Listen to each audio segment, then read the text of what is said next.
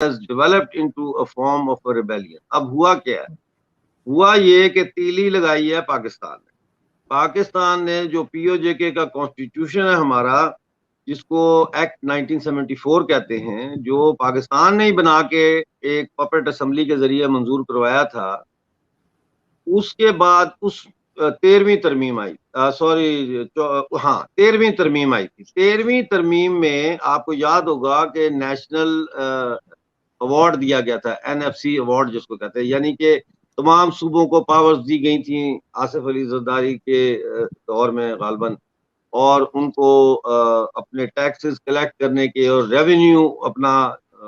استعمال کرنے کی پاورز دی گئی تھی، جس کی وجہ سے سینٹر کے پاس جو ہے وہ پیسوں کی تھوڑی کمی بھی ہو گئی تھی پاکستان میں، اور فوج کا بجٹ ظاہر ہے بنانا ہوتا ہے تو پھر وہ سینٹر کے پاس پیسے نہیں ہوں گے تو وہ کہاں سے فوج کو پیسے دے گی۔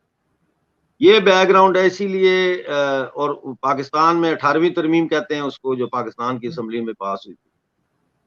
ہمارے ہاں وہ 13ویں ترمیم تھی پی او جے کے میں۔ اب یہ پھر بیچ میں ایک 14ویں ترمیم آئی، اب 15ویں ترمیم لے کے آ رہے ہیں، اور 15ویں ترمیم میں یہ بالکل ہی پی او جے کے کی اسمبلی جو ہے اس کی جگہ پہ پاکستان کا کشمیر کونسل بنا کے، جس میں 7 پاکستانی ہوں گے اور 6 پی او جے کے ہوں گے، ایک ایڈمنسٹریٹو باڈی قائم کر رہے ہیں جس کے ذریعے کشمیر کے افیئرز کو رن کیا جائے گا۔ اب یہ کر رہے ہیں کہ ہمارے جتنے ایڈمنسٹریٹو پاورز ہیں ہماری، اور جتنی فائنینشیل مانیٹری پاورز ہیں وہ بھی لے رہے ہیں، یعنی ہم ٹیکس بھی نہیں اکٹھا کر سکتے، اور ہمارے پاس بالکل کوئی اختیار نہیں ہوگا، ہمارا جو صدر ہوگا وہ گورنر بن جائے گا، اور جو ہمارا پرائم منسٹر ہے اس کی ویلیو ایک چیف منسٹر کی ہوگی۔ اندازے دیگر بیسیکلی بغیر آزاد کشمیر کو صوبہ کا نام دیے، یہ اس کو ایک صوبے کی سطح پر نیچے لے کے آ رہے ہیں۔ اس کے علاوہ ایک ٹورزم ایکٹ لایا جا رہا ہے جس کے تحت جو ٹورزم کے معاملات ہیں وہ 2 فوجی حاضر سروس فوجی جو ہے ان معاملات کو دیکھیں گے، جس کا مطلب یہ کہ ہمارے کنٹرول میں وہ بھی نہیں ہوگا۔ اس کے علاوہ جتنے ہمارے ہائیڈرو پاور پروجیکٹس ہیں یہ سارے بھی ڈائریکٹ پاکستان کے انتظام میں جا رہے ہیں۔ اس کے علاوہ آپ دیکھیں کہ انہوں نے فیول ٹیکس لگایا ہے پی او جے کے بجلی کے بلوں پہ۔ اب مسئلہ یہ ہے آرزو جی، آپ خود مجھے بتائیں، یہ تو کامن سینس کی بات ہے کہ ہمارے ہاں تو بجلی کے لیے فیول استعمال ہی نہیں ہوتا، ہماری تو ساری بجلی پانی سے پیدا ہوتی ہے۔ تو کیا انہوں نے یہ ہے کہ جو پنجاب میں جو بجلی بنتی ہے وہ فیول سے بنتی ہے، اور وہاں کا جو خرچہ ہے وہ کور کرنے کے لیے یہ پاکستانی قبضے والے جموں کشمیر کی عوام کے اوپر فیول چارجز لگا رہے ہیں۔ اس کے علاوہ سیاسی قیدی ہیں بہت سارے وہاں پہ جن کو گرفتار کیا گیا ہے، ٹارچر کیا گیا ہے، کم از کم 2 کو تو بلیڈوں سے ان کے جسم کو چھوٹا چھوٹے کٹ لگا کے اس میں مرچیں ڈالی گئی ہیں۔ پورا آپ میرے ویڈیوز دیکھیں، ہم رپورٹ کرتے رہے اس کو، باقاعدہ ویڈیوز بھی ان کی دکھائیں۔ تو یہ جو ظلم و ستم ہو رہا ہے اس کے خلاف اب تمام جو سیکشنز تھے پی او جے کے کی سوسائٹی کے وہ اکٹھے ہو گئے۔ اس میں ٹرانسپورٹرز بھی ہیں، وکلا ہیں، طلباء ہیں،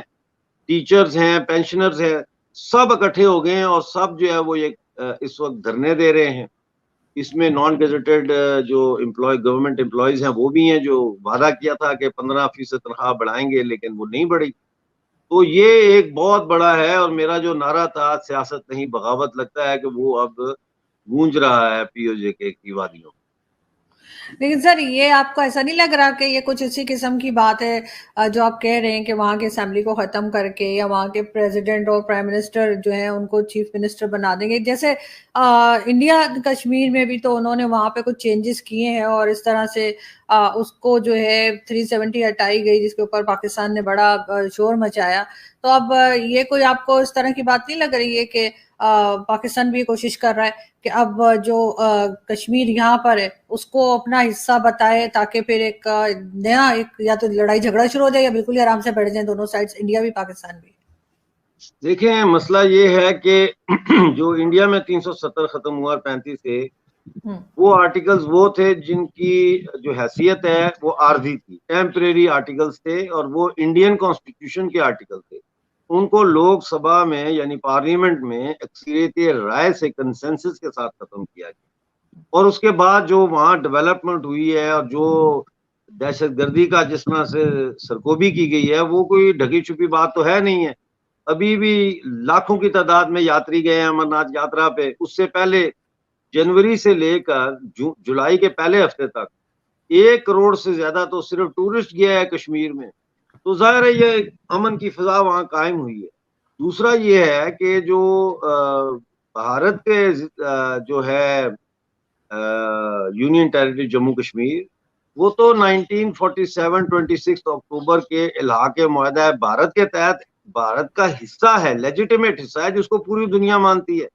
لیکن جو پاکستان کا حصہ ہے اس کو جو ہے وہ یہ تو پاکستان نے 22 اکتوبر کے حملے کے بعد 1947 میں اس پہ قبضہ کیا تھا،